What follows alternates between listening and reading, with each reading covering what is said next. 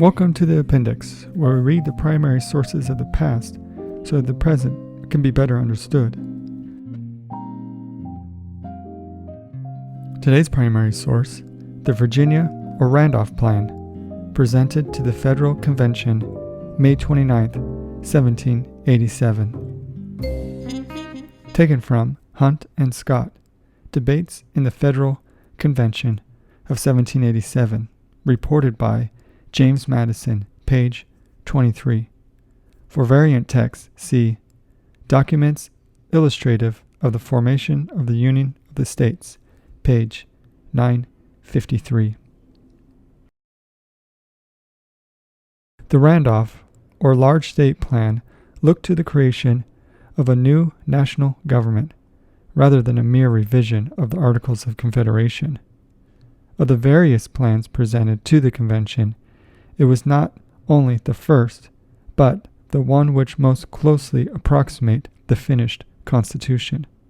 Note, however, that the Supreme Law of the Land clause, the central clause of the Constitution, was taken not from the Randolph, but from the New Jersey Plan. All of the histories of the Federal Convention deal at length with the Randolph Plan.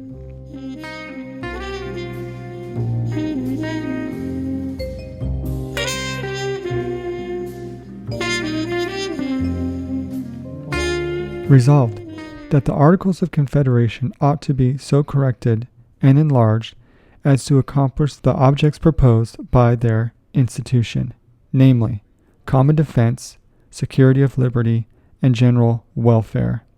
Resolved, therefore, that the rights of suffrage in the national legislature ought to be proportioned to the quotas of contributions or to the number of free inhabitants as the one or the other rule may seem best in different cases. 3. Resolved, that the national legislature ought to consist of 2 branches.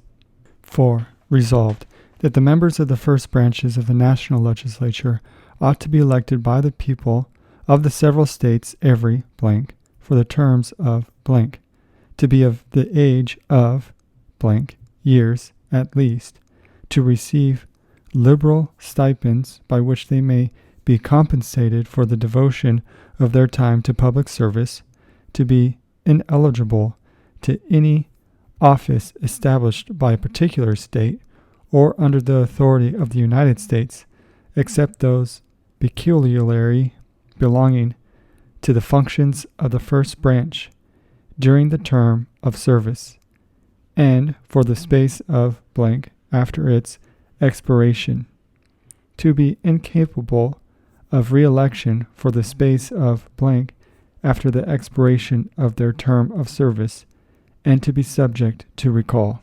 5. Resolved, that the members of the second branch of the national legislature ought to be elected by those of the first, out of a proper number of persons nominated by the individual legislatures, to be of the age of blank years at least, to hold their offices for a term sufficient to ensure their independency, to receive liberal stipends by which they may be compensated for the devotion of their time to public service, and to be ineligible to any office established by a particular state or under the authority of the United States, except those peculiarly belonging to the functions of the second branch during the term of service and for the space of blank after their expiration thereof. 6. Resolved, that each branch ought to possess the rights originating acts, that the national legislator ought to be empowered to enjoy the legislative rights vested in Congress by the Confederation, and moreover, to legislate in all cases to which the supreme states are incompetent, or in which the harmony of the United States may be interrupted by the exercise of individual legislation, to negative all laws passed by the several states contravening, in the opinion of the national legislature, the Articles of the Union, and to call forth the force of the Union against any member of the Union failing in its duty under the articles thereof. 7. Resolved that a national executive be instituted, to be chosen by the national legislature for the term of blank years, to receive punctually at stated times a fixed compensation for the services rendered, in which no increase or diminution shall be made, so as to affect the majesty existing at the time of the increase, diminution, and to be ineligible a second time, and that besides a general authority to execute the national laws, it ought to enjoy the executive rights vested in Congress by the Confederation. 8. Resolved that the executive and a convenient number of the national judiciary ought to compose a council or revision with authority to examine every act of the national legislature before it shall operate, and every act of a particular legislature before a negative thereon shall be final, and that the dissent of the said council shall amount to a rejection, unless the act of the national legislature be passed again, or that of a particular legislature be negatived by blank of the members of each branch.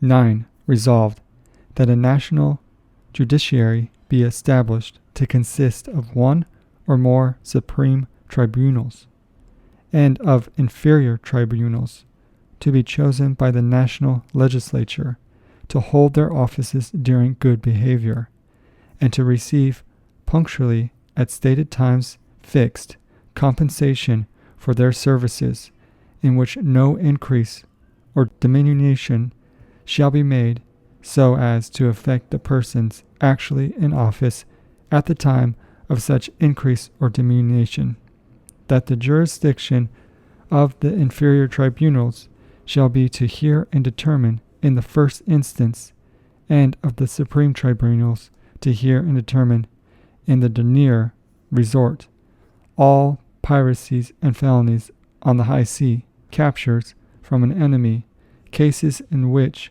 foreigners or citizens or other states applying to such jurisdictions may be interested, or which respect the collection of the national revenue, impeachments of any national officers, and questions which may involve the national peace and harmony.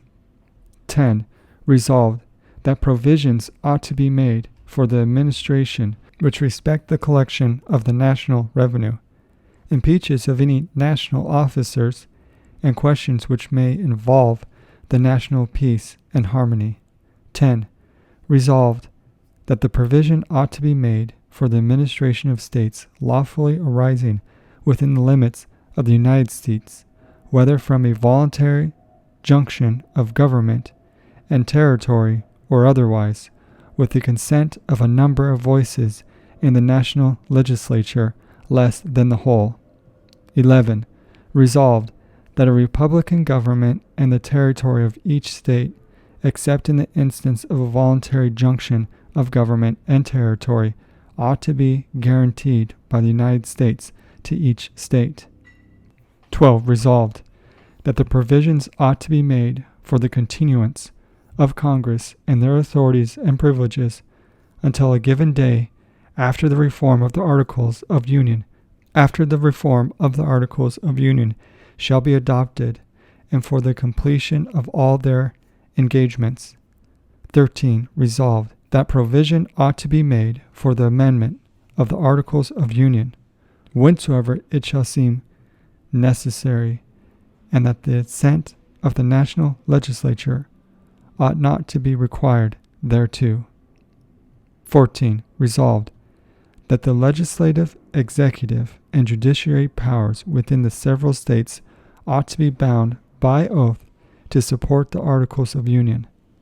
15. Resolved that the amendments which shall be offered to the Confederation by the Convention ought, at a proper time or times after the approbation of Congress, to be submitted to an assembly or assemblies of representatives recommended by the several legislatures, to be expressly chosen by the people to consider and decide thereon.